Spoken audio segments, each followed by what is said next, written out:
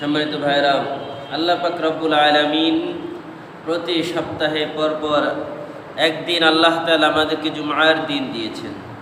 এই জুমআর দিনের ব্যাপারে আল্লাহ পাক রব্বুল আলামিন পবিত্র কুরআনুল কারীম একটি সূরা নাজিল করেছেন। সেই সূরার নাম হচ্ছে সূরাতুল জুমআ। জুমআ শব্দের অর্থ হচ্ছে একত্রিত হওয়া। জুমআ শব্দের অর্থ হচ্ছে সকলেই সমবেত হওয়া। আল্লাহ পাক রব্বুল আলামিন এই জুমআর দিনের ব্যাপারে বলেন, ইয়া আইয়ুহাল্লাযীনা আমানু ইযা নুদিয়া লিস-সালাতি মিন ইয়াউমিল জুমআ ফাসআউ ইলা যিকরিল্লাহি ওয়া যারুল বাই' যালিকুম খায়রুল লাকুম ইন কুনতুম তা'লামুন। আল্লাহ পাক রব্বুল আলামিন বলেন, হে ঈমানদারগণ, ইযা নুদিয়া লিস-সালাহ, যখন তোমাদেরকে নামাজের জন্য আহ্বান করা হয়, তার মানে যখন জুমআর আজান হয়ে যায়, ইযা নুদিয়া লিস-সালাহ, যখন নামাজের জন্য ডাকা হয়, মি ইয়াউমিল জুমআহ, জুমআর দিন যখন নামাজের জন্য ডাকা হয়, তার মানে নামাজের আজান হয়ে যায়, ফাসআউ ইলা যিকরিল্লাহ, তখন তোমরা আল্লাহ তাআলার স্মরণে অর্থাৎ জুমআর নামাজের জন্য দ্রুত তোমরা মসজিদে চলে আসো। ফাসআউ, দৌড়াও, মানে অতি সত্বর, যত তাড়াতাড়ি সম্ভব তোমরা মসজিদে চলে আসো।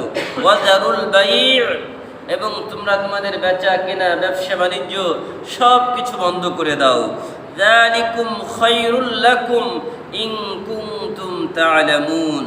আল্লাহ বলেন, তোমাদের জন্য কল্যাণকর যদি তোমরা তা উপলব্ধি করতে পারো, যদি তোমরা তা বুঝো।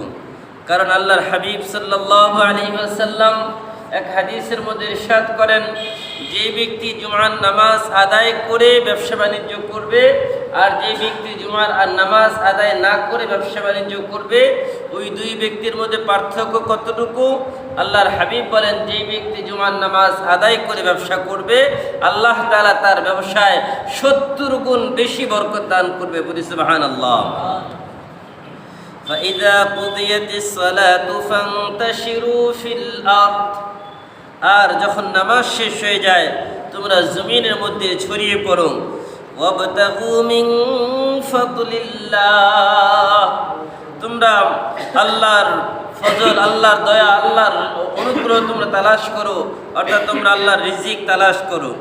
ওয়াযকুরুল্লাহা কাসীরান লাআল্লাকুম তুফলিহুন, তোমরা অধিক পরিমাণে আল্লাহকে স্মরণ করো, তাহলেই তোমরা সফল হবে। وَإِذَا رَأَوْا تِجَارَةً أَوْ لَهْوًا انفَضُّوا إِلَيْهَا وَتَرَكُوكَ قَائِمًا قُلْ مَا عِندَ اللَّهِ خَيْرٌ مِنَ اللَّهْوِ وَمِنَ التِّجَارَةِ وَاللَّهُ خَيْرُ الرَّازِقِينَ। আল্লাহ وَإِذَا رَأَوْا تِجَارَةً, এই আয়াতের শান নুজুল সম্পর্কে বর্ণিত আছে যে রাসূল আকরাম সাল্লাল্লাহু আলাইহি ওয়াসাল্লাম একদিন মসজিদে নববীতে আলোচনা করছিলেন নামাজের আগে। এমন সময় একটা বাণিজ্যিক কাফেলা মদিনার সামনে এসেছে। তখন অনেক সাহাবায়ে কেরাম ওই বাণিজ্যিক কাফেলাকে দেখার জন্য দাঁড়িয়ে গিয়েছেন। কিছু মানুষ মসজিদ থেকে বের হয়ে ব্যবসার কাজে লিপ্ত হয়ে গেছেন। তখন আল্লাহ পাক রব্বুল আলামিন এই আয়াত নাজিল করেন, ওয়া ইযা রাআউ তিজারাতান, যখন তোমরা কোনো ব্যবসায়ী কাফেলাকে দেখো, আও লাহওয়ান ইনফাদ্দু, অথবা তোমরা এমন এক কোনো বিষয় দেখো যে এটা খেল তামাশা, রং তামাশা, ইনফাদ্দু ইলাইহা, আর তোমরা সেদিকেই দৌড়াও। আল্লাহ বলেন, ওয়াতারাকু কাইমা, এবং তোমরা নামাজ বাদ দিয়ে, তোমরা আলোচনা বাদ দিয়ে তোমরা দাঁড়িয়ে যাও। কুল মা ইনদাল্লাহ খায়রুম মিনাল লাহবি ওয়া মিনাত তিজারাহ, কুল মা ইনদাল্লাহ, নবী আপনি বলুন, আল্লাহর কাছে যা আছে এটা হচ্ছে উত্তম, মিনাল লাহবি ওয়া মিনাত তিজারাহ, ওই খেল তামাশা এবং ব্যবসা বাণিজ্য থেকে। ওয়াল্লাহু খায়রুর রাযিকিন, আল্লাহ তাআলা এই সর্বোত্তম রিজিক দাতা। রিজিকের মালিক কে? আল্লাহ। আল্লাহ তাআলা অল্প সময়ে একজনকে অনেক বেশি রিজিক দিতে পারেন, আবার কোনো মানুষকে সারাদিন পরিশ্রম করার পরেও অল্প রিজিক দেয়, এমন আছে না? কিছু মানুষ যারা দেখবেন সারাদিন বসে থাকে, তারা হাড় ভাঙ্গা পরিশ্রম করে, কিছু মানুষ দিন শেষে তারা 500 টাকা মজুরি পায়।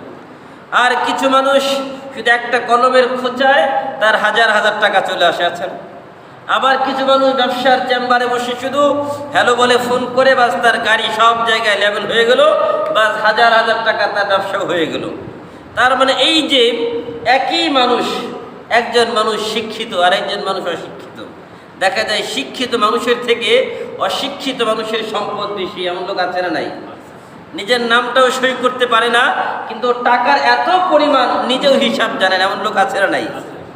বলবেন একটা উদাহরণ দেন। আমার জানা মতে হাজি সেলিম নাম শুনেছেন, ঢাকা শহরের টপ টেরর, একদম নাম করা এমপি ছিল অনেকবার, এখন জেলখানায় আছে। লালবাগের এমপি ছিল দীর্ঘ সময়। সে তার নামটাও লিখতে পারতো না, সে টিপ দিত। কিন্তু ঢাকা শহরে তার 100-র উপরে 10তলা বাড়ি আছে।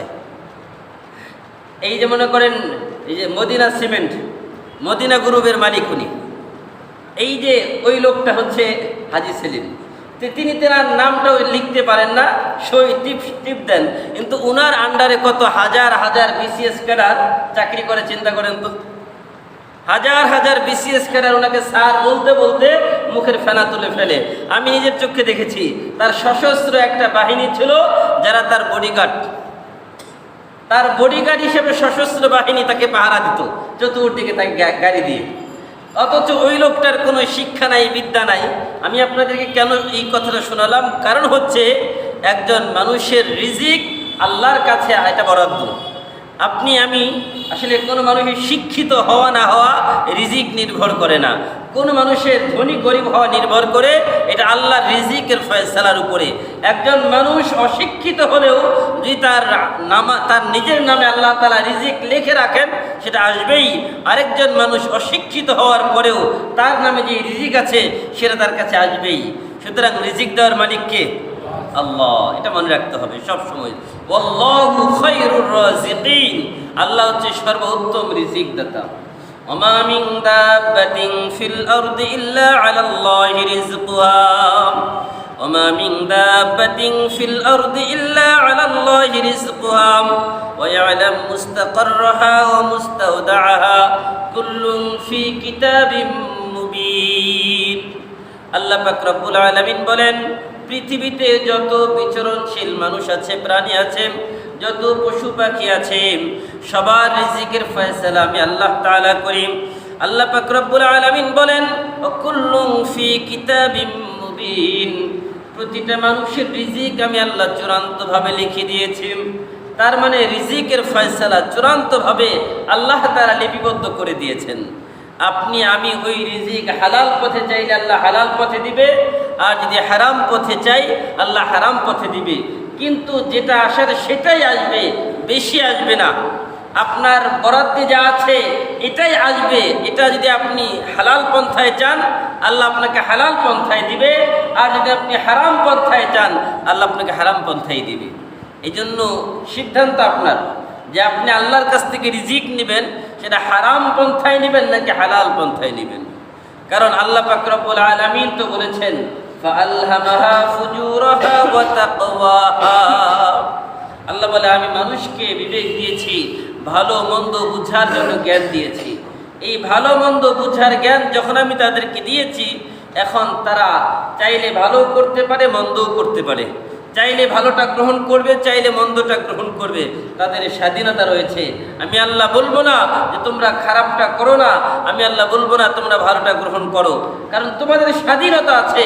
কারণ আমি যদি সবাইকে ভালোটা করতে বাধ্য করি তাহলে বলবে যে আল্লাহ আমার উপরে জুলুম করেছে, আমার কোনো স্বাধীনতা নাই। কথা বলার সুযোগ আছে? কোনো সুযোগ নাই। আল্লাহ স্বাধীনতা দিয়েছে, আপনি যা ইচ্ছা তাই করতে পারেন। ভাইরা আমার, আমি যে আয়াত তেলাওয়াত করেছি, আমাদের সমাজে আল্লাহ পাক রব্বুল আলামিন যে মানুষগুলোকে সৃষ্টি করেছেন, ওই মানুষগুলোর মধ্যে আমি গত সপ্তাহের আলোচনা বলেছিলাম যে মানুষ দুই প্রকার। একদল মানুষ হচ্ছে উম্মতে ইজাবা, আর একদল মানুষ হচ্ছে উম্মতে দাওয়া। উম্মতে দাওয়া কারা? যারা নামে মুসলমান, মুসলমানের ঘরে জন্ম নিয়েছে, কিন্তু তাদের মধ্যে দ্বীন ইসলাম বলতে কিছু নাই। সে পিতৃসূত্রে, ওয়ারাসাত সূত্রে সে মুসলমান। এটাকে বলা হয় উম্মতে দাওয়া, অর্থাৎ নিজেকে দাবি করে আমি মুসলমান, আর উম্মতে ইজাবা কারা? উম্মতে ইজাবা হচ্ছে তারা যারা নিজেদেরকে মুসলমান তো দাবি করে, পাশাপাশি আল্লাহ তাআলার যে বিধানগুলো রয়েছে সেই বিধানগুলো পালন করে, তাদেরকে বলা হয় উম্মতে ইজাবা। সুতরাং এই মানুষ যাদেরকে আল্লাহ তাআলা সর্বশ্রেষ্ঠ বলেছেন, কুনতুম খায়রা উম্মাতিন উখরিজাত লিন-নাস তা'মুরুনা বিল মা'রুফ ওয়া তানহাউনা আনিল মুনকার। আল্লাহ পাক রব্বুল আলামিন বলেন, তোমাদেরকে সর্বশ্রেষ্ঠ জাতি হিসাবে আমি আল্লাহ তাআলা সৃষ্টি করেছি। এই সর্বশ্রেষ্ঠ জাতি কারা? যারা উম্মতে ইজাবা তারা হচ্ছে সর্বশ্রেষ্ঠ, আর যারা উম্মতে দাওয়া তারা হচ্ছে সবথেকে নিকৃষ্ট। আল্লাহ পাক রব্বুল আলামিন বলেন, ও জগতের মানুষ, দুনিয়ার মধ্যে যারা আছো, তোমাদের উপর ক্বাদ ইন্নাল্লাহা ইফতারাদা আলাইকুম খামসা সালাওয়াত, আল্লাহ তাআলা 5 ওয়াক্ত নামাজ ফরজ করেছেন। উ'বুদু রাব্বাকুম আল্লাযী খালাকাকুম ওয়াল্লাযীনা মিন ক্বাবলিকুম লাআল্লাকুম তাত্তাকুন। আল্লাহ বলেন, ইয়া আইয়ুহান নাস, হে মানব সকল, উ'বুদু রাব্বাকুম, তোমরা তোমাদের সেই রবের ইবাদত করো, আল্লাযী খালাকাকুম, যিনি তোমাদের সৃষ্টি করেছেন, ওয়াল্লাযীনা মিন ক্বাবলিকুম, এবং যিনি তোমাদের পূর্ববর্তীদেরকেও সৃষ্টি করেছেন, লাআল্লাকুম তাত্তাকুন, যাতে করে তোমরা আল্লাহকে ভয় করো। আমাদের সৃষ্টিকর্তা কে? আল্লাহ। এটা বিশ্বাস করি আমরা, সবাই বিশ্বাস করি। যদি আল্লাহ এই কথা বিশ্বাস করি, তাহলে আমাদেরকে মনে রাখতে হবে, তাহলে আল্লাহর বাকি কথাগুলো মানা আমাদের জন্য লাজেম, ফরজ নাকি ফরজ না? কি বলেন? ফরজ। আপনার একজন কর্মচারী আছে, যে কর্মচারী আপনার বাড়িতে সারাটা সময় কাজ করে। এখন আপনার গোলাম, যে আপনার বাড়িতে কাজ করে, সে তাকে আপনি স্বাধীনতা দিয়েছেন যে, গোলাম তুমি চাইলে বাহিরেও কাজ করতে পারো, আমারও কাজ করতে পারো। এখন সে সারাদিন বাহিরে কাজ করলো, কাজ করার পরে মনে করেন কিছু টাকা উপার্জন করলো। সেই টাকা উপার্জন করে আপনি কিন্তু তার মালিক বনিব। এখন সেই টাকা আরেকজনকে দিয়ে দিল, অথচ আপনার খায়, আপনার পরে, আপনার বাড়িতেই থাকে, আপনার অসুস্থ হলে আপনি তার চিকিৎসা করান, তার যত প্রয়োজন সব আপনি করেন, কিন্তু সে টাকা কামায় আর বাহিরে আরেকজনকে দেয়। আপনি কি মানবেন এটা? কি বলেন? সব আপনার, কিন্তু সে টাকা কামায় দেয় আরেকজনকে, আপনাকে দেয় না সে।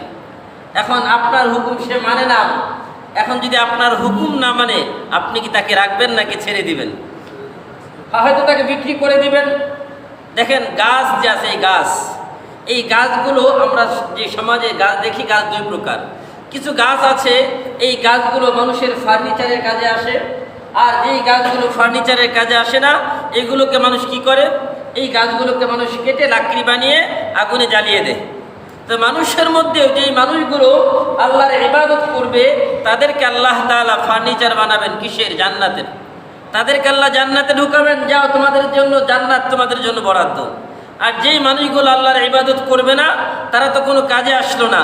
এই যে গাছের মতো যেই গাছগুলো কাজে আসলো না, ওই গাছগুলোকে যেমনভাবে লাকড়ি হিসেবে জ্বালিয়ে দেওয়া হয়, আল্লাহ তাআলা বলবে, যাও, আমারও জাহান্নামের নামে একটা লাকড়ি আছে, যেখানে আগুন আছে, ওই আগুন জ্বালানোর জন্য কিছু লাকড়ি দরকার।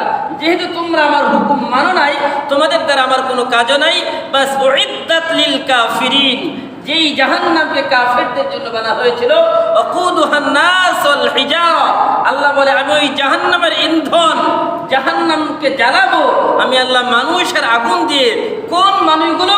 ওই যেই মানুষগুলো আল্লাহর হুকুম পালন করে নাই, ওই গাছ নামক যেই গাছগুলো কাজে আসে না, এগুলোকে যেমন আগুনে জ্বালিয়ে দেওয়া হয়, মানুষরূপী যেই মানুষগুলো আল্লাহর হুকুম মানে না, আল্লাহ ওই মানুষগুলোকে দিয়ে জাহান্নাম জ্বালাবে, বলি নাউযুবিল্লাহ। এখন সিদ্ধান্ত আপনার, আপনি কি ওই জান্নাতের ফার্নিচার নামক কাঠ হতে চান, নাকি জাহান্নামের আগুন জ্বালানোর জন্য লাকড়ি হতে চান? সিদ্ধান্ত আপনার। যদি আপনি বলেন যে না, আমি জাহান্নামের ওই লাকড়ি হতে চাই, সব বাদ দিয়ে দেন, কোনো অসুবিধা নাই। আর যদি মনে করেন যে না, আমি জান্নাতের ফার্নিচার হয়েও থাকতে চাই, জান্নাতে যদি ঢুকতে পারি কোনোভাবে, এটাই তোমার সফলতা, তাহলে আপনাকে আমাকে আল্লাহর হুকুম মানতে হবে না? তো আল্লাহ পাক রব্বুল আলামিনের হাবিব বলেন বুনিয়াল ইসলামু আলা খামসিন শাহাদাতু আল্লা ইলাহা ইল্লাল্লাহ ওয়া আন্না মুহাম্মাদান আবদুহু ওয়া রাসূলুহু ওয়া ইকামিস সালাহ ওয়া ইতাইজ যাকাহ ওয়াল হজ্জি ওয়া সাওমি রমাদান। আল্লাহর হাবিব সাল্লাল্লাহু আলাইহি ওয়াসাল্লাম বলেন, ও আমার উম্মতেরা, আল্লাহ পাক রব্বুল আলামিন তোমাদের জন্য ইসলামের ভিত্তি নির্ধারণ করেছেন 5টি। 1 নাম্বার শাহাদাতু আল্লা ইলাহা ইল্লাল্লাহ, একমাত্র আল্লাহ, তিনি আমাদের মাবুদ, তিনি ছাড়া কোনো ইলাহ নাই, এই কথার সাক্ষী দিতে হবে। ওয়া আন্না মুহাম্মাদার রাসূলুল্লাহ, এবং মুহাম্মদ সাল্লাল্লাহু আলাইহি ওয়াসাল্লাম আল্লাহ তাআলার রাসূল। আর তার মানে হচ্ছে একজন মানুষ প্রথমে ঈমানের সাক্ষী দিবেন, একজন মানুষ তার মুখে স্বীকার করবে, অন্তরে বিশ্বাস করবে। যখন সে তাকে নিজেকে ঈমানদার দাবি করবে, ঈমানদার দাবি করার পরে আল্লাহ পাক রব্বুল আলামিন একজন আমলের জন্য বলেছেন আমল। ওই আমলের কথা আল্লাহ পাক রব্বুল আলামিন বলেন ইকামিস সালাম, নামাজ কায়েম করো, নামাজ কায়েম করো। আল্লাহ কোরআনে বলেন আল্লাযীনা ইউকিমুনাস সালাহ ওয়া মিম্মা রাযাকনাহুম ইউনফিকুন, মুত্তাকি কারাম, যারা নামাজ কায়েম করে এবং আমি তাদেরকে যে রিজিক দিয়েছি, যাদেরকে যে সম্পদ দিয়েছি, ওই সম্পদ থেকে যারা আল্লাহর রাস্তায় ব্যয় করে। আল্লাযীনা ইউকিমুনাস সালাতা ওয়া মিম্মা রাযাকনাহুম ইউনফিকুন, তার মানে মুত্তাকি হওয়ার জন্য সর্বপ্রথম গুণ লাগবে নামাজ আদায় করা। এই নামাজ যারা আদায় করবেন, এই নামাজি 5 প্রকার। বলেন নামাজি কয় প্রকার? বলেন সবাই, নামাজি কয় প্রকার? এখন আপনি মিলাবেন যে আপনি কোন প্রকারে আছেন। এই 5 প্রকারের মধ্যে 1 প্রকার যাবে জান্নাতে, বাকি 4 প্রকার যাবে জাহান্নামে। বলেন 1 প্রকার কোথায় যাবে? জান্নাতে, বাকি 4 প্রকার কোথায় যাবে? একটু হিসাব মিলাবেন নিজেকে যে আমি কোন প্রকারে আছি। সিদ্ধান্ত আপনি নেবেন, আমি তো নিব না, আমি শুধু বলবো আপনাদেরকে। তো নামাজি মোট কত প্রকার? 5 প্রকার। 1 নম্বর নিজে নামাজি। বলেন 1 নম্বর কি? সবাই মুখে বলেন, নাহলে মনে থাকবে না, মসজিদ থেকে বের হয়ে যাবেন, ভুলে যাবেন। 1 নম্বর বলেন, 1 নম্বর কি?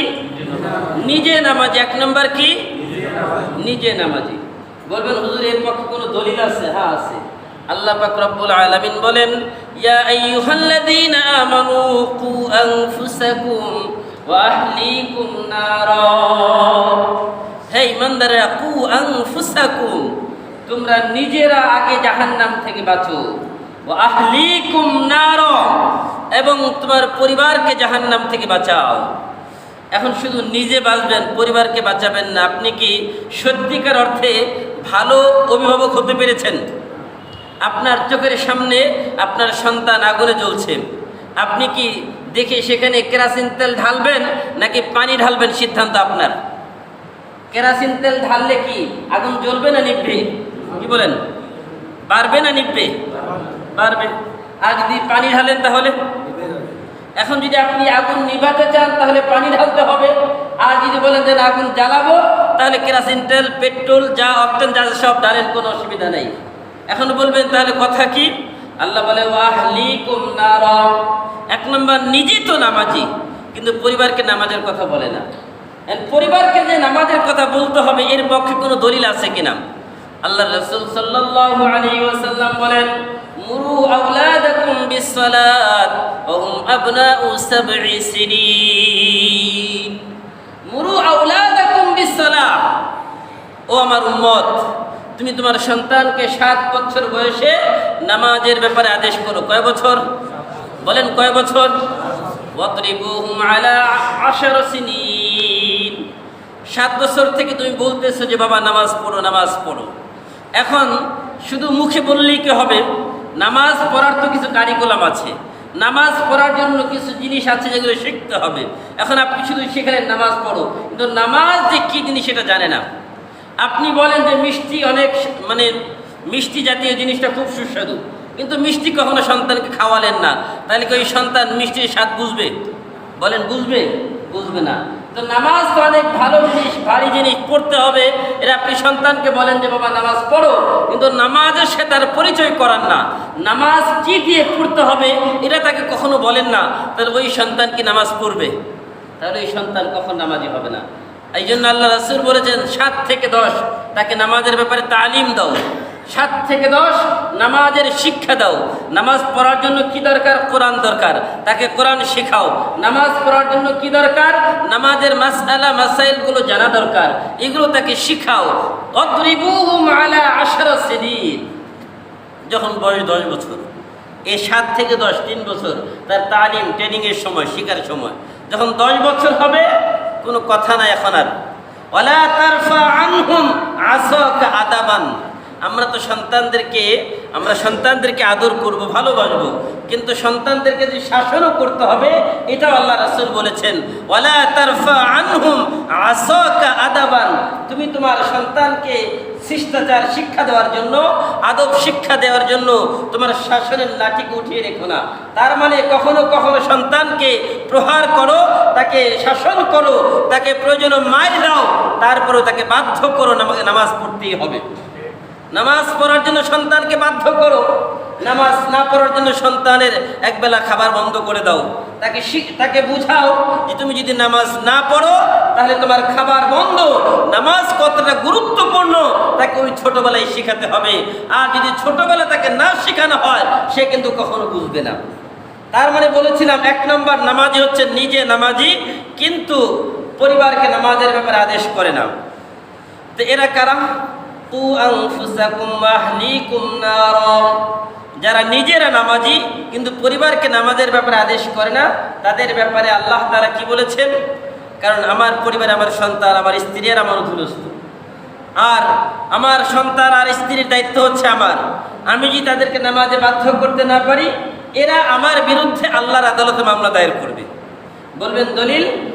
আল্লাহ পাক রব্বুল আলামিন বলেন, রব্বানা সাদাতানা ওয়া কুবারানা ফাদাল্লুনাস সাবিলা রব্বানা আতিহিম দিউফাইন মিনাল আযাব ওয়ালআনহুম লা'নান কাবীরা।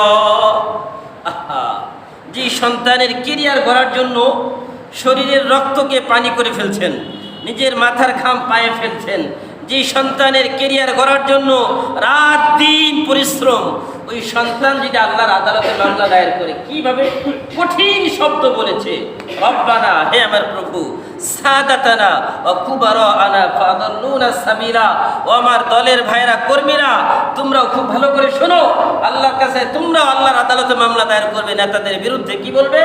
সাদাতানা, সাদাতুন মানে হচ্ছে নেতা, নেতাদের ব্যাপারে বলবে রব্বানা সাদাতানা, যে আল্লাহ আমি তো ওই নেতার অনুসরণ করেছিলাম, ওই নেতাকে আমি মেনেছিলাম, ওই নেতা আমাকে কোনোদিন নামাজের দাওয়াত দেয় নাই, ওই নেতা আমাকে কোনোদিন নামাজের কথা বলে নাই, ওই নেতা কোনোদিন কোরআনের পক্ষের কথা বলে নাই। নামাজের সময় হয়েছে, মিছিল মিটিং চলেছে, যেই দলের মধ্যে নামাজ নাই, যেই দলের মধ্যে নামাজ নাই, যেই দলের মধ্যে কোরআন নাই, ওই দল করা মুসলমানের জন্য জায়েজ নাই।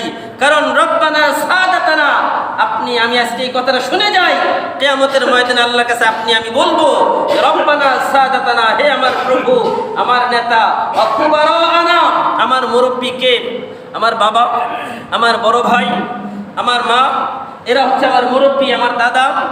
রব্বানা সাদাতানা ওয়া কুবারানা, আল্লাহ আমার মুরব্বী যারা ছিল, বড় যারা ছিল, ফাদাল্লুনাস সাবিলা, আমাকে তারা সৎ পথ থেকে, সঠিক পথ থেকে ভুল পথে পরিচালিত করেছে, তারা আমাকে পথভ্রষ্ট করেছে, তারা আমাকে ভুল পথের মেসেজ দিয়েছে। এখন আল্লাহ, আমি যদি জাহান্নামে যাই, আমি একা জাহান্নামে যেতে চাই না। কেন?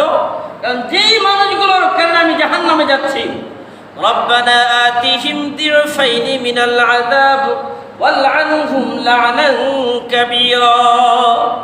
রব্বানা আতিহিম, হে আমার প্রভু, আতিহিম দিউফাইনি মিনাল আযাব, আমাকে যেই শাস্তি দিবেন তার থেকে ডবল শাস্তি আমার মুরব্বী, আমার নেতা, তাদেরকে দেন।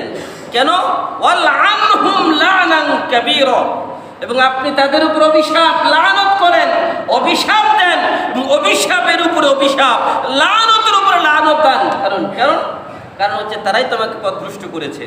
আল্লাহ আরেক জায়গায় বলেছেন, وقال الذين كفروا ربنا أرنا الذين أضلانا من الجن والإنس نجعلهما تحت أقدامنا ليكونا من الأسفلين।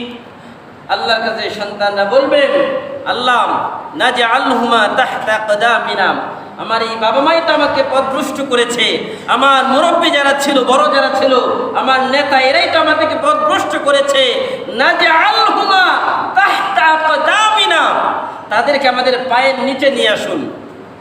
সন্তানের পায়ের নিচে বাবার মাথা থাকবে, বড় ভাইয়ের মাথা থাকবে ছোট ভাইয়ের পায়ের নিচে, মুরব্বীর মাথা থাকবে এই ছোটর পায়ের নিচে, নেতার মাথা থাকবে সব কর্মীর পায়ের নিচে।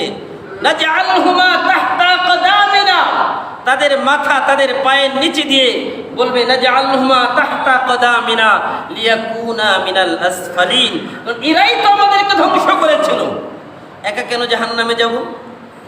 ভাইয়ের আমার, এই আয়াত থেকে আমরা কি বুঝতে পারলাম? শুধু নিজে নামাজ পড়লে হবে? কি বলেন, নিজে নামাজ পড়লে হবে? শুধু নিজে একা নামাজ পড়ে জান্নাতে যাওয়া যাবে? নিজে একা নামাজ পড়ে জান্নাতে যাওয়া যাবে না। বুখারী হাদিস, কুল্লুকুম রাঈন ওয়া কুল্লুকুম মাসউলুন আন রাইয়াতিহি, কুল্লুকুম রাঈন ওয়া কুল্লুকুম মাসউলুন আন রাইয়াতিহি, প্রত্যেক অভিভাবক তার অধীনস্থ সম্পর্কে জিজ্ঞাসিত হবেন। প্রত্যেক অভিভাবক তার অধীনস্থ সম্পর্কে জিজ্ঞাসিত হবেন। একজন ইমাম তার মুসল্লি সম্পর্কে আল্লাহর কাছে জিজ্ঞাসিত হবেন। একজন স্বামী তার স্ত্রী পরিবার যারা আছে তাদের সম্পর্কে জিজ্ঞাসিত হবেন। একজন নেতা তার কর্মীদের ব্যাপারে আল্লাহর কাছে জিজ্ঞাসিত হবেন। সুতরাং প্রতিটা মানুষই আল্লাহর কাছে জিজ্ঞাসিত হবে তার অধীনস্থদের ব্যাপারে, তুমি তোমার অধীনস্থ যারা ছিল তাদেরকে কি নামাজের ব্যাপারে আদেশ করেছো? যদি নামাজের ব্যাপারে আদেশ না করি তাহলে সবাই ধরা খেয়ে যাব। তাহলে আমরা নামাজি 5 প্রকার বলেছিলাম। নামাজি কয় প্রকার? 5 প্রকার। 1 নম্বর নিজে নামাজি। শুধু নিজে নামাজ পড়লে কি হবে? কি বলেন, হবে নাকি? নিজে নামাজ পড়লে হবে না। নামাজ নিজে পড়ব, পরিবারে যারা আছে তাদেরকে নামাজ পড়তে বাধ্য করব। এখন বলবেন হুজুর ছেলে বড় হয়ে গেছেন, ছেলে তো কথা শুনে না, ছেলে আমার সাথে থাকেও না, আলাদা থাকে, তাদের ব্যাপারে হুকুম কি? তাদেরকে কি করব? ভাইয়ের আমার, আপনাদেরকে বলতে চাই, একটা গাছের বীজ একটা আপনি লাগালেন, যখন গাছটা অঙ্কুরে মাত্র জন্ম নিচ্ছে, গাছটা জন্ম নিচ্ছে যখন মাত্র চারা গজালো, চারা গজানোর সময় যদি বাতাস আসে দেখবেন গাছটা হেলে যায়, এ পাশে হেলে পড়ে, ও পাশে হেলে পড়ে।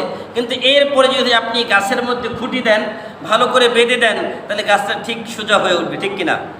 আর যদি আপনি গাছটা দেখেছেন যে গাছটা বাতাসে এদিক সেদিক হেলে দুলে গাছটা মাটিতে পড়ে গেছে, আপনি গাছটাকে সোজা করলেন না, খুঁটিও দিলেন না, গাছটা এইভাবে আস্তে আস্তে বাঁকা হয়ে উঠতেছে। কথা বুঝেন নাই? গাছটা আস্তে আস্তে বাঁকা হয়ে উঠতেছে। এখন যখন এই গাছ বাঁকা হয়ে উঠবে, তখন যখন গাছটা মোটা হবে, আপনি যখন এই গাছটা কাটতে যাবেন, এই গাছ দিয়ে কি আপনি ফার্নিচার বানাতে পারবেন? ফার্নিচার হবে ভালো? কোনো ভালো ফার্নিচার হবে না। এই গাছটা কি করতে হবে? আপনাকে হয়তো লাকড়ি বানিয়ে আগুনে পুড়িয়ে দিতে হবে।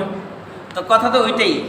আপনি যখন ছোটোবেলায় তাকে সোজা না করবেন, বড় হয়ে কি আর করা সম্ভব? এখন আপনার আমার দায়িত্ব কি?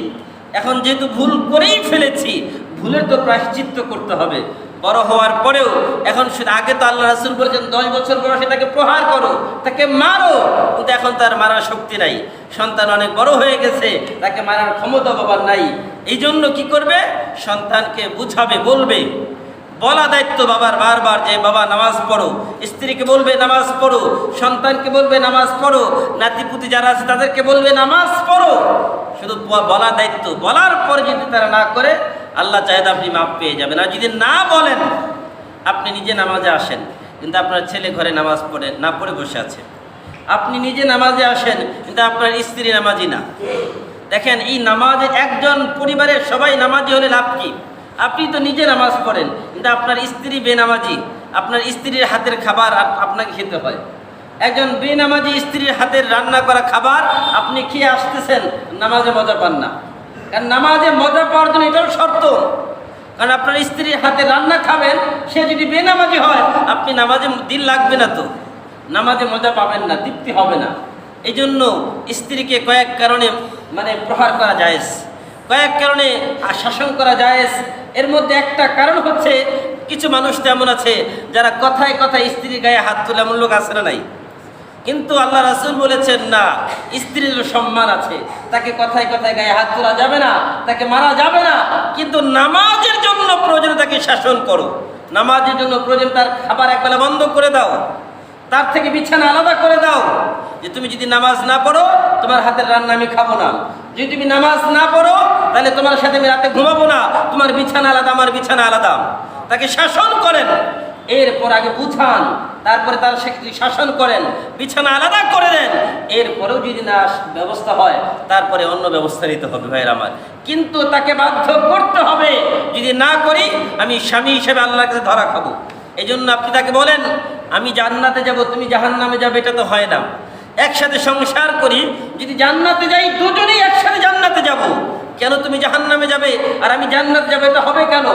দুইজন দুই নৌকার মাঝি হতে পারবো না, দুইজন এক নৌকার মাঝি হয়ে আমরা জান্নাত যাব। যদি এইভাবে আপনি বুঝান, আমার বিশ্বাস আপনার স্ত্রী নামাজ পড়তে বাধ্য। কারণ কোনো স্বামীর কথা যখন সে এভাবে বুঝাবে স্ত্রী অমান্য করতে পারবে না। আর যদি স্বামীরাই নামাজি না হয় তাহলে ওই স্ত্রী কি করবে ভাইর আমার? এই জন্য বলেছিলাম 1 নম্বর নিজে নামাজি। শুধু নিজে নামাজ পড়ে জান্নাতে যাওয়া যাবে? যাওয়া যাবে না। নিজে নামাজ পড়ে পার পাবেন, জান্নাতে যাবেন, জান্নাত থেকে টেনে বের করে নিয়ে আসবে যে না একা কোথায় যাও, দুনিয়াতে তো আমাকে নামাজের ব্যাপারে বলো নাই। 2 নম্বর অনিচ্ছাকৃত নামাজি। অনিচ্ছাকৃত নামাজি 2 নম্বর।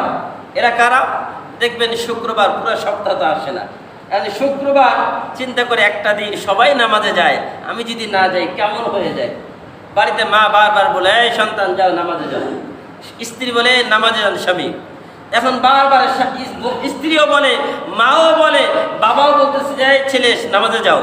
পরিবারে আত্মীয় স্বজন এসেছে, তারাও বলে কি ব্যাপার ভাই আপনার ছেলে কি নামাজে যায় না? এই যে একটা লজ্জায় পড়ে যায়, মানে ইচ্ছা করে আসতে চায় না।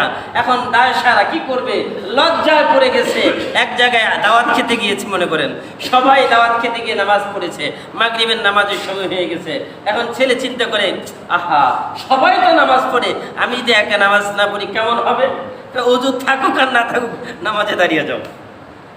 এই যদি হয় অবস্থা, মানে নিজেকে কোনো লজ্জা থেকে বাঁচানোর জন্য দায় সারা কোনোভাবে নামাজ আদায় করে, এমন লোক আছে না নাই?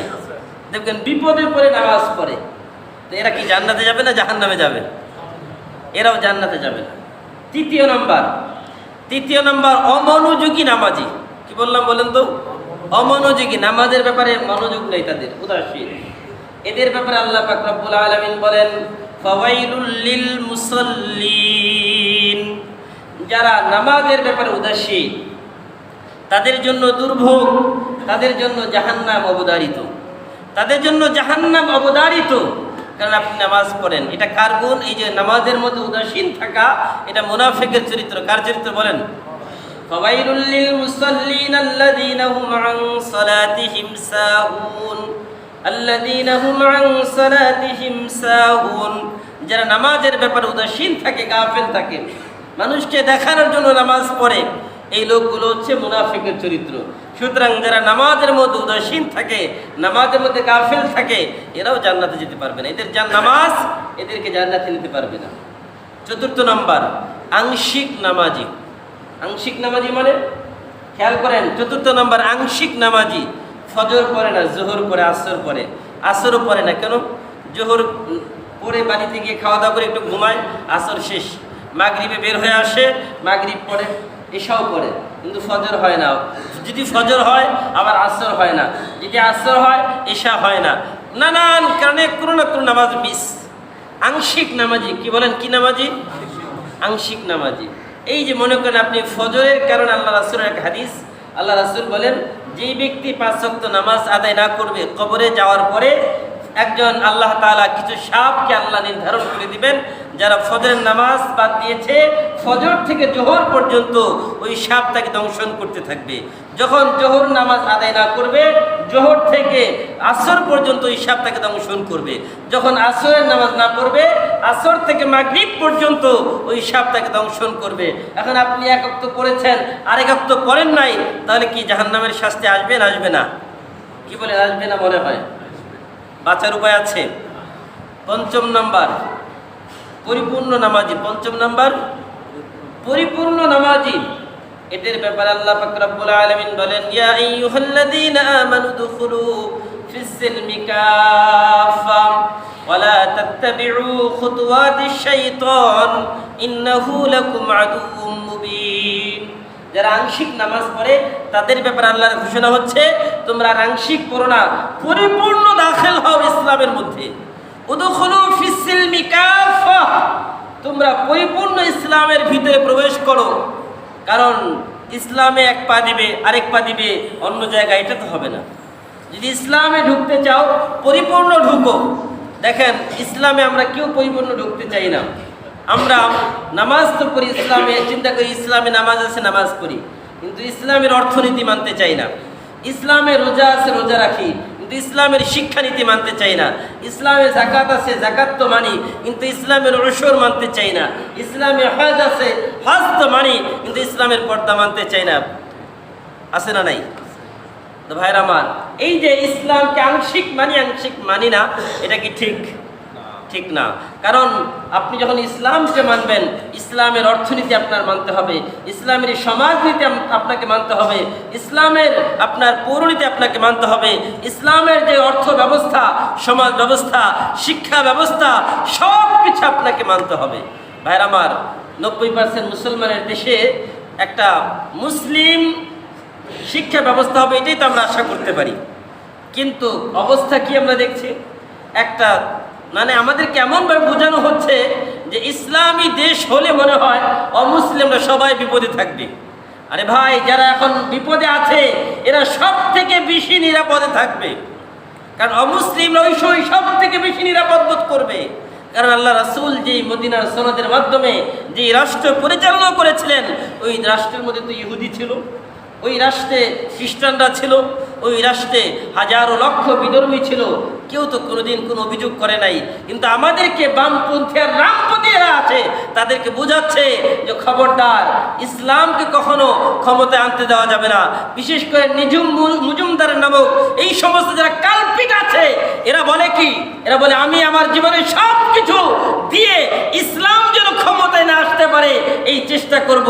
আমরাও বলতে চাই, ওই রকম নিজুমদার মার্কা যারা নাস্তিক আর মুরতাদ আছে, তাদের জায়গায় বাংলার জমিন হবে না, ঠিক কিনা? কারণ যারা এ কথা বলার দুঃসাহস দেখায় যে বাংলাদেশে ইসলাম ক্ষমতায় আসুক, এটা কোনোভাবে আমরা চাই না, এ কথা বলার দুঃসাহস কিভাবে দেখাতে পারে? আপনি মনের ভিতরে রাখেন, এটা কেউ দেখবে না। আপনার এত বড় সাহসটা হয় কিভাবে?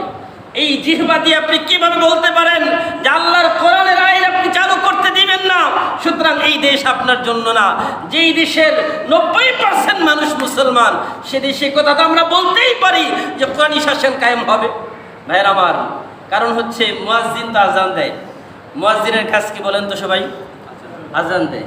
মুয়াজ্জিনের কাজ আজান দেওয়া। এখন কোন মুসল্লি আসবে না আসবে?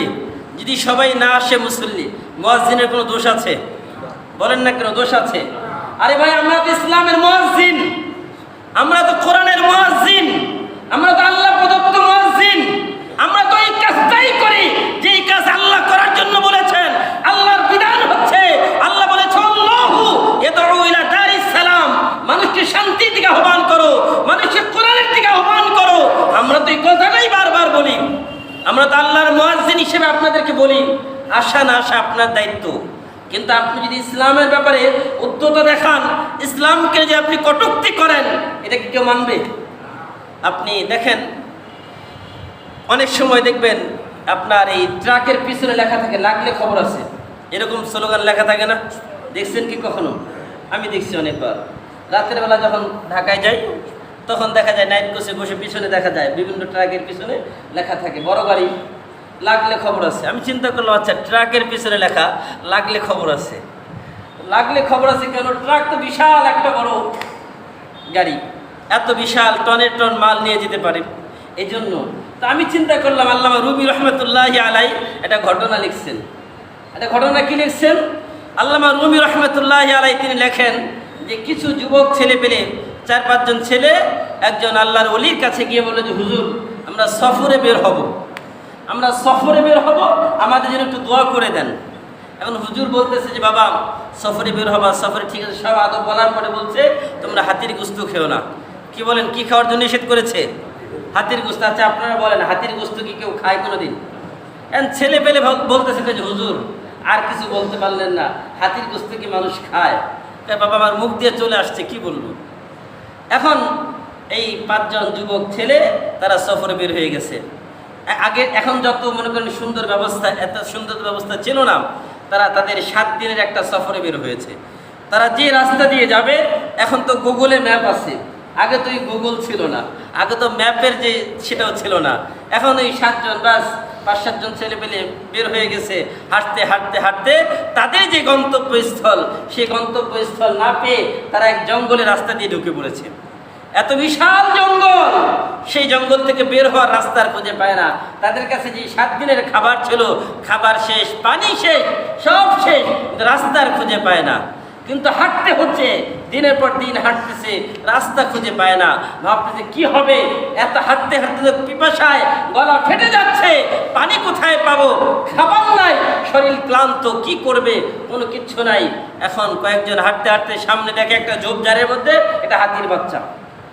এখন সবাই বলতেছে যে দোস্ত, ওই যে হাতির বাচ্চা আছে, চলো ওই হাতির বাচ্চাটাকে জবাই করে খেয়ে নিই। কয় যে একজন বলতেছে যে ভাই এটা খাওয়া যাবে না। কেন? এটা হারাম। আরেকজন দলিল দিচ্ছে, বিপদে পড়লে তো হারাম জিনিসও খাওয়া হালাল, হারাম জিনিসও খাওয়া হালাল, সুতরাং কোনো অসুবিধা নাই, চলো আমরা তো বিপদে পড়েছি, আগে জান বাঁচাই, তারপরে দেখা যাবে কি হয়।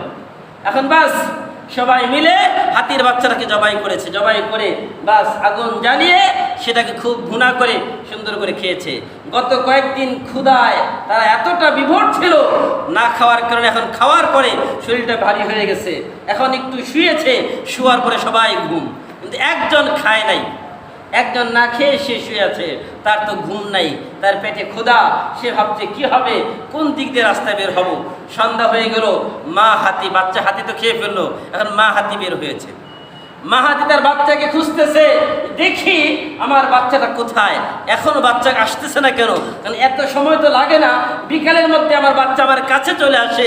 মা হাতি তার বাচ্চাকে পুরা জঙ্গলের ভিতরে খুঁজে, কিন্তু কোথাও পায় না। না পাওয়ার কারণে দেখবেন হাতির সুরের মধ্যে আল্লাহ এত ঘ্রাণ শক্তি দিয়েছে যেটা অন্য কোনো প্রাণীকে দেয় নেই। তো ওই হাতি খুঁজতে খুঁজতে দেখে এই জঙ্গলের ভিতরে কয়েকজন মানুষের ঘ্রাণ আসতেছে। যখন হাতি দেখলো মানুষের ঘ্রাণ, হাতিও দিকে গেলেন। যাওয়ার পরে হাতি দেখে যে সবাই ঘুমে বিভোর, তাদের যে নিঃশ্বাস নাক দিয়ে বের হচ্ছে, এই নিঃশ্বাস যে বের হচ্ছে, এই নিঃশ্বাসে তার সুরটা লাগিয়ে সে বুঝতেছে যে এই নিঃশ্বাস থেকে হাতির যে গোস্ত, ওই গোস্তের ঘ্রাণ বের হচ্ছে। যখন এই কথা বুঝতে পারলো, সবার আগে নিঃশ্বাসটা শুনলো। শুনবার পরে দেখে যে না, 5 জনের তো একই রকম, একজন গোস্ত খায় নাই, তার এই নিঃশ্বাস থেকে হাতির বাচ্চার গোস্তের ঘ্রাণ আসে না। ওই হাতির বিশাল বড় পা দিয়ে, পেটের ভিতর করে পা দিয়ে, বাস সবগুলো খাতমা বিল খায়ের শেষ। যখন একটার বেলা সেই শেষে এসেছে, যে খায় নাই তার নিঃশ্বাস শোনার পরে দেখে যে না, এটা তো খায় নাই। হাতি তার সুর দিয়ে তাকে পিঠে উঠিয়ে ওই জঙ্গল থেকে বের করে দিয়েছে। আল্লামা রুমি রহমাতুল্লাহ আলাইহি এই ঘটনা লেখার পরে বলেন, আল্লাহর পাক রব্বুল আলামিন হাদিসে কুদসির মধ্যে বলেন, মান আদালি ওয়ালিয়ান ফাকাদ আযানতুহু বিল হারব। যারা দুনিয়ার মধ্যে আমার আল্লাহর ওলিদের সাথে বেয়াদবি করে, যারা আল্লাহর কোরআন হাদিস নিয়ে কটূক্তি করে, আমি আল্লাহ তো আমাকে গালি দিলে কিছু বলি না, আমি আল্লাহ আমাকে গালি দাও কিছু বলি না, কিন্তু যদি তোমরা কোরআন হাদিস নিয়ে কটূক্তি করো, যারা কোরআন হাদিসের ধারক বাহক, তাদেরকে নিয়ে কটূক্তি করো, আমি আল্লাহ তোমাদেরকে বরদাস্ত করব না, তোমাদের বিরুদ্ধে আমি আল্লাহ যুদ্ধ ঘোষণা করলাম। চিন্তা করেন আল্লাহ তাআলা কত কথা বলেছেন, বড় কঠিন বলেছেন। যেটা আল্লাহ কারো বিরুদ্ধে যুদ্ধ ঘোষণা করে বাঁচার উপায় আছে ভাইরা আমার। এই জন্য বলেছি নামাজি 5 প্রকার। নামাজি কয় প্রকার বলেন? বলেন সবাই জোরে বলতে হবে, নামাজি কয় প্রকার? নামাজি কয় প্রকার? প্রথম প্রকার নিজে নামাজি। বলেন প্রথম প্রকার কি? দ্বিতীয় নাম্বার অনিচ্ছাকৃত নামাজি। তৃতীয় নাম্বার বলেন উদাসীন, যারা উদাসীন নামাজের ব্যাপারে। চতুর্থ নাম্বার আংশিক নামাজি। পঞ্চম নাম্বার পরিপূর্ণ নামাজি। এই পরিপূর্ণ নামাজি যারা, তাদের নামাজের অবস্থাটা কেমন হবে? যখন আপনি পড়বেন আলহামদুলিল্লাহি রাব্বিল আলামিন, আল্লাহ পাক রব্বুল আলামিন উত্তর দিবে হামিদানি আবদি হামিদানি আব্দি, আপনি বলতেছেন যে আমি আল্লাহর প্রশংসা করছি, আর আল্লাহ বলবে যে আমার বান্দা আমার প্রশংসা করছে। আর রহমানির রহিম মালিক ইয়াউমিদ্দিন, আল্লাহ বলবে মাজ্জাদানি আব্দি, আমার বান্দা আমার গুণগান গাচ্ছে, আমার বান্দা আমার বুজুর্গি প্রকাশ করছে। আপনি যখন বলবেন ইয়াকা না'বুদু ওয়া ইয়াকা নাস্তাঈন ইহদিনাস সিরাতাল মুস্তাকিম, আপনি বলবেন আল্লাহ আমি আপনারই ইবাদত করি, আপনার কাছেই সাহায্য চাই। আল্লাহ বলে সাল তুতি, বান্দা তোমার যা চাওয়ার চাও আমি আল্লাহ দিয়ে দিব, তুমি যা চাওয়ার চাও আমি তোমাকে দিয়ে দিব। তখন আপনি বলেন ইহদিনাস সিরাতাল মুস্তাকিম, আপনি যখন বলেন আল্লাহ আমি ইহদিনাস সিরাতাল মুস্তাকিম চাই, তখন আল্লাহ বলে বান্দা যা সিরাতাল্লাযীনা আন'আমতা আলাইহিম গায়রিল মাগদুবি আলাইহিম ওয়ালাদ-দাল্লিন। আমিন। যখন আমরা সূরা পড়তে থাকি আর আল্লাহ পড়ার সাথে সাথে উত্তর দিতে থাকে, যখন পড়তে থাকি আল্লাহ উত্তর দিতে থাকে, চিন্তা করেন তো একবার, কল্পনা করেন এই কথাটাই হাদিসে জিবরাইলের মধ্যে আল্লাহ রাসূল বলেছেন উবুদ কাআন্নাকা তারা ফাইন লাম তাকুন তারাহু ফাইন্নাহু ইয়ারা। বান্দা আমার উম্মত যখন নামাজ পড়ো তখন মনে করো যে আমি যে নামাজে দাঁড়িয়েছি আমার আল্লাহ আমাকে দেখছে, আমার আল্লাহ আমাকে দেখছে। আমার আল্লাহ যদি আমাকে নাও দেখো তুমি মনে করো যে আমি আল্লাহকে দেখছি। কান্নাকা তারা, যেন তুমি আল্লাহকে দেখতেছো।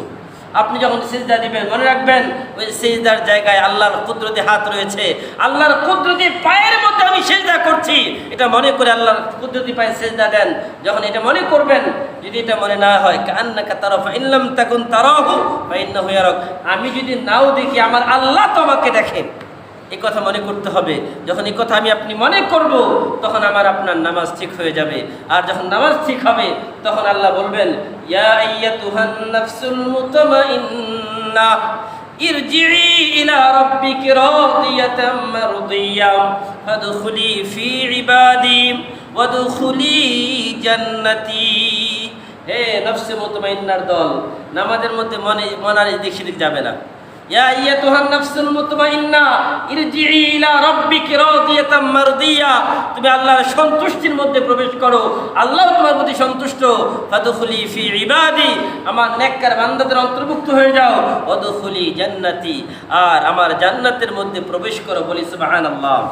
ভাইরা আমার, এই যে 5 প্রকার নামাজি বললাম মনে থাকবে ইনশাআল্লাহ? তো আমরা কি নামাজ পড়বো সবাই ইনশাআল্লাহ? কি বলেন, নামাজ পড়বেন ইনশাআল্লাহ? যুবক ভাইরা মনে করতে পারে আমাদের তো এখনো বয়স হয় নাই। যুবক ভাই, বয়স তো এখনো হয় নাই নামাজ পড়ার, কি বলো? নামাজ পড়া লাগবে? নামাজ পড়া মনে হয় লাগবে না। আর যারা মুরব্বী আছে শুধু তাদেরই মনে হয় নামাজ পড়া দরকার। আর মুরব্বীরা চিন্তা করে আমাদের তো এখন বয়স হয়েছে, কয়েকদিন পরে কবরে চলে যাব, আর দুনিয়ার কত স্বাদ নেব। এমন নাকি? যাওয়ার কোনো সিরিয়াল আছে? কি বলেন, যাওয়ার সিরিয়াল আছে? বাবার আগে সন্তান যায় না দুনিয়া থেকে? গত কয়েকদিন আগেই তো চারজন এখানে ডেড, একদম রেল লাইনের মধ্যে, দেখেন নাই? চারজন একসাথে মারা গেল। কিভাবে মারা গেল ভাই? মৃত্যুর কোনো সময় নাই। বাবার আগে সন্তান যাচ্ছে, সন্তানের আগে বাবা যাচ্ছে, দাদার আগে নাতি যাচ্ছে, নাতির আগে দাদা যাচ্ছে। আসার একটা সিরিয়াল আছে, যাওয়ার কি কোনো সিরিয়াল আছে? কোনো সিরিয়াল নাই। এজন্য জুমার দিন যেরকম মসজিদ ভরপুর থাকে, 5 ওয়াক্ত নামাজ এমন মসজিদটা যদি ভরপুর হয়, খারাপ হবে না ভালো হবে? কি বলেন? নামাজ পড়লে লাভ না লস? কি বলেন, কেমন লাভ? আসসালাতু মিফতাহুল জান্নাহ। আমরা কি সবাই জান্নাত চাই না? কারা কারা জান্নাতে যেতে চায় না তারা একটু হাত তুলে তো দেখি। আপনি জান্নাতে যেতে চান না? কারা কারা জান্নাতে যেতে চান না? কারা কারা জান্নাতে যেতে চান না একটু হাত তোলেন। সবাই যেতে চাই? সবাই যেতে চাই? জান্নাতে যেতে চাই, জান্নাতের চাবি লাগবে না ভাই? আল্লাহ রাসূল সাল্লাল্লাহু আলাইহি ওয়াসাল্লাম বলেন আসসালাতু মিফতাহুল জান্নাহ, নামাজ বেহেশতের চাবি। নামাজ? সাহাবায়ে কেরাম প্রশ্ন করলেন ইয়া রাসূলুল্লাহ, ইসলামের ভিত্তি তো 5টা, এর মধ্যে প্রথম হচ্ছে কালিমা। সুতরাং যেহেতু নামাজ বেহেশতের চাবি বলছেন, কিন্তু প্রথমত যেহেতু কালিমা হচ্ছে ইসলামের মূল খুঁটি, কালিমাই তো ইসলামের জান্নাতের চাবি হওয়া দরকার ছিল। কি বলেন আপনারা? ইসলামের ভিত্তি যেহেতু 5টা, এর মধ্যে প্রথম হচ্ছে কালিমা। সুতরাং সাহাবায়ে কেরাম বললেন ইয়া রাসূলুল্লাহ, প্রথমত যেহেতু কালিমা হচ্ছে প্রথম ভিত্তি, প্রথমটাই তো জান্নাতের চাবি হওয়া দরকার ছিল। আল্লাহ রাসূল বলেন, আমার সাহাবী, তোমরা সঠিক কথাই বলেছো। জান্নাতের মূল চাবি হচ্ছে কালিমা। জান্নাতের চাবির নাম কি? বলেন, জান্নাতের চাবির নাম কি? শুধু চাবি থাকলে হবে? চাবি একদম প্লেন, চাবির দাঁত নাই। এখন বলেন, চাবি দাঁত ছাড়া কি তালা খুলবে? বলেন না, কেন তালা খুলবে? আল্লাহ রাসূল বললেন, দেখো আমার সাহাবীরা, জান্নাতের চাবির নাম হচ্ছে কালিমা, আর ওই কালিমার পরে নামাজ হচ্ছে ওই চাবির দাঁত। সুতরাং যদি চাবির দাঁত না থাকে, যেমন তালা খোলা সম্ভব না, তোমার চাবি আছে কিন্তু চাবির দাঁত নাই, ওই চাবি দিয়ে তুমি কখনো তালা খুলতে পারবে না। এখন বলেন, আপনি মুসলমান দাবি করেন, ওই যে উম্মতে দাওয়া, আপনি নিজেকে মুসলমান দাবি করেন কিন্তু নামাজ পড়েন না, তাহলে আপনার চাবির দাঁত থাকবে? বলেন, চাবির দাঁত থাকবে? আর চাবি আছে কিন্তু চাবি দাঁত ছাড়া, ওই দাঁত ছাড়া চাবি দিয়ে আপনি তালা খুলতে পারবেন? পারবো না। এই জন্য আজকে থেকে আমরা চাবির দাঁত বানানোর জন্য এখন থেকে চেষ্টা করবো ইনশাল্লাহ। যদি চেষ্টা করি ইনশাল্লাহ জান্নাতের চাবি দিয়ে, এই চাবি দিয়ে তালাও খুলতে পারবো। আল্লাহ তাআলা আমাদের সকলকেই 5 ওয়াক্ত নামাজ জামাতের সাথে আদায় করার তৌফিক দান করুন। বলেন আমিন। ওয়া আখিরু দাওয়ানা আলহামদুলিল্লাহি রাব্বিল আলামিন।